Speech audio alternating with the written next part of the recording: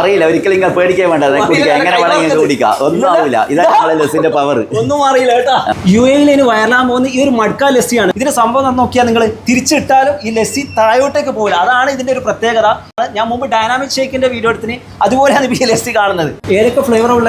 ഒന്ന് കേസർ ഉണ്ട്, ഒന്ന് നോർമൽ ഉണ്ട്, ഒന്ന് മാംഗോ ഉണ്ട്. ഫാമിലി ആയിട്ട് വരുന്ന അവർക്ക് കൊടുക്കാനുള്ള വലിയ കൊടുക്കുന്നുണ്ട്. ഗ്രാൻഡ് ചെയ്യുന്ന സാധനമാണ്. ട്രഡീഷണൽ ടൈപ്പ് പക്ക ടിപ്പിക്കൽ ലസ്സി വേണമെന്നുണ്ടെങ്കിൽ ഇതാ ഇവിടെ വന്നാൽ മതി. സൂപ്പർ ആയിട്ടുണ്ട്. ഇത് തിക്കായിട്ടുള്ളതാണ്. ഇതാ മാംഗോ ലസ്സിയാണ്. നല്ല ഇത് സൂപ്പർ ആയിട്ടുണ്ട് കേട്ടോ. നിർത്താതെ കുടിച്ചുകൊണ്ടേയിരിക്കുന്ന അടിപൊളിയായിട്ടുണ്ട്. മാംഗോ മിർച്ചി സർവത്ത് കുടിക്കുന്നുണ്ട്. അടിപൊളിയാ? അടിപൊളിയല്ലേ?